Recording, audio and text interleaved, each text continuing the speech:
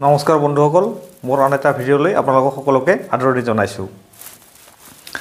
আজি ডিচেম্বৰ মাহৰ 14 তাৰিখ আৰু খুব ঠাণ্ডা পৰিছে আৰু আজিৰ এই ঠাণ্ডাৰ বতৰত এটি গৰম খবৰ দিব ওলাইছোঁ আপোনালোকক।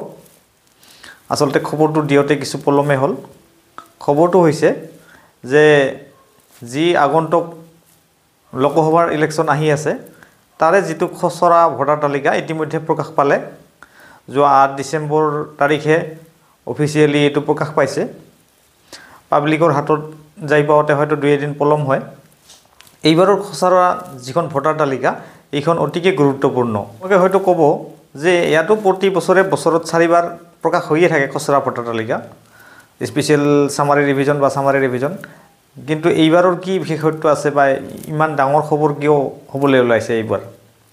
আসলতে যে যেটো ডিলিমিটেশন অৰ্থাৎ সমষ্টি পুনৰ নিৰ্ধাৰণ হৈ গ'ল, এই সমষ্টি পুনৰ নিৰ্ধাৰণৰ পিছত এয়া প্ৰথম খচৰা ভোটাৰ তালিকা।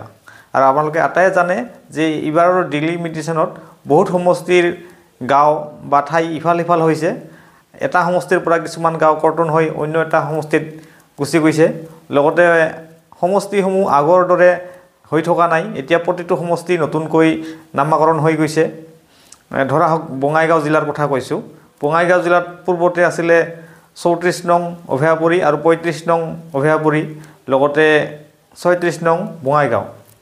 কিন্তু এইবাৰ হেয়া সলনি হৈ 16 নং অভয়াপুৰী, 17 নং সিজনগ্ৰাম আৰু 18 নং বঙাইগাঁও সমষ্টি হৈ গৈছে।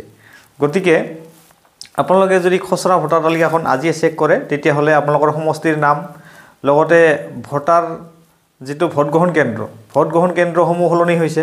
গতিকে এই ক্ষেত্ৰত আপোনালোকে নিশ্চয় যদি এতিয়া গম নাপায় ভৱিষ্যতে নিশ্চয় অসুবিধা হ'ব। লগতে যিসকলৰ বয়স 1-1-2024 তাৰিখত 18 বছৰ হ'ব বা তাতকৈ বেছি হ'ব, মিনিমাম 18 বছৰ, তেওঁলোকে এতিয়াই ক্লেইম এণ্ড অবজেকশ্যন দি নতুনকৈ তেওঁলোকৰ নামসমূহ শুদ্ধ কৰিব পাৰে, নামসমূহ অন্তৰ্ভুক্ত কৰিব পাৰে, বা যাৰ ভোটাৰ তালিকাত নামসমূহ ভুল হৈ আছে তেওঁলোকে শুধৰণি কৰিব পাৰে।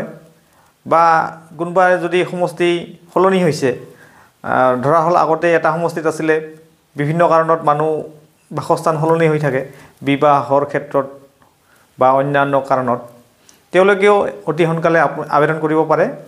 আৰু এয়া জানুৱাৰী মাহৰ 20 তাৰিখলৈকে চলিব আৰু ফেব্ৰুৱাৰী মাহৰ 8 তাৰিখে এখন পূৰ্ণাংগ ভোটাৰ তালিকা প্ৰকাশ পাব, যিখনৰ ভিত্তিত আগন্তুক যি লোকসভাৰ ইলেকশ্যন সেয়া অনুষ্ঠিত হ'ব।